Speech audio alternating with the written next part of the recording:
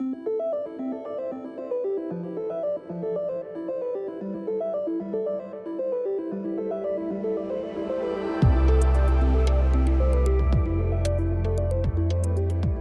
all hear about energy communities. There are a lot of things we don't know though. Let's dive into the topic with Dimitris. Hi Dimitris. Hi Ariti, nice to meet you. Thank you for being here. And let me just ask you immediately about Minoan Energy Community in Crete. It's a special situation. Can you please explain to me who you are, what your objectives are?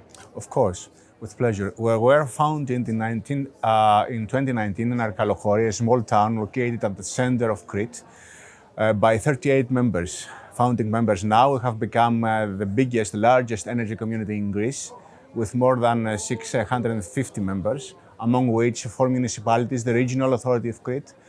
And soon we hope to become even larger. Our objective is to undertake the principal role regarding energy transition in Crete, how it is going to be implemented, what projects will be implemented, where exactly by whom. We want to establish energy democracy together with energy independence in our island and try to maximize the benefits for the local citizens from this process of energy transition. This is our main goal. And how does that work for Crete specifically, the microcosm of Cretan, let's say, reality?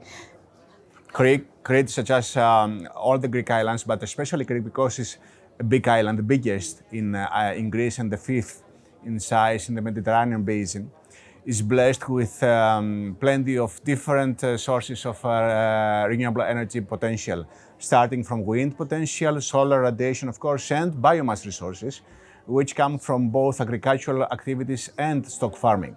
So our objectives regarding particularly Crete is to exploit all these different sources of potential for the production of either electricity or heat, and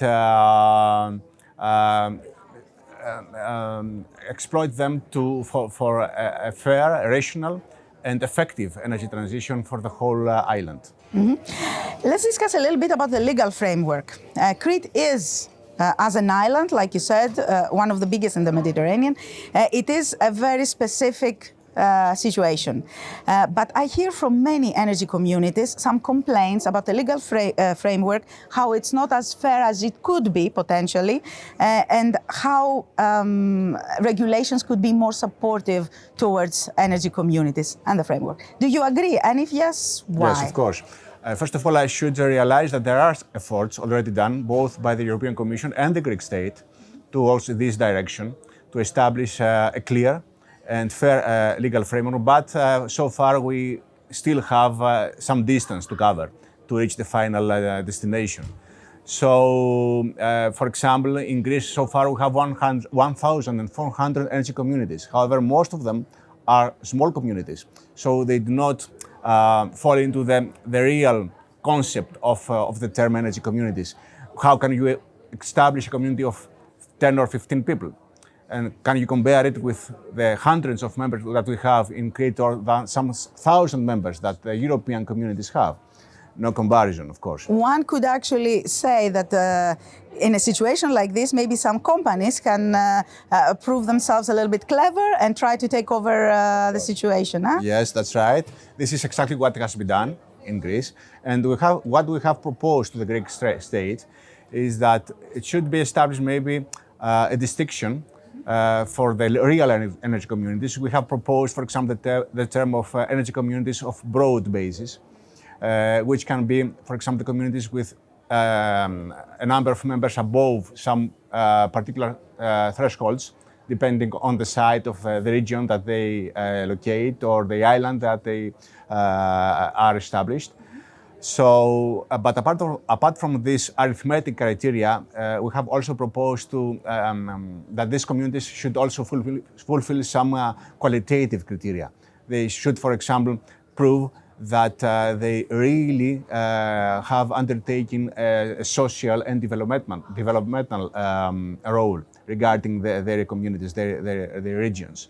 So if we do that, if we establish this particular kind type of group of energy communities, then we have proposed some very specific measures regarding, for example, the legislation process, priorities, for example, regarding the issuance of all the required permits for the development and the construction of new projects, or funding, maybe incentives, subsidies regarding the coverage of the setup cost of a project, or maybe guaranteed feed-in tariff prices regarding the produced electricity.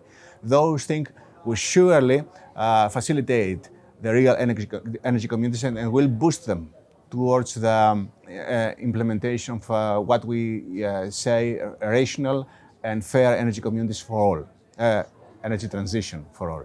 Yeah, and I'm sure that the tariffs are a very important topic, and I think that the EU Commission is actually working very hard towards a solution. But if I were to ask you to make one wish, let's say that you had the European Commission in front of you, and you could ask one thing to change or to evolve for the energy communities, what would that be? It will be the last one.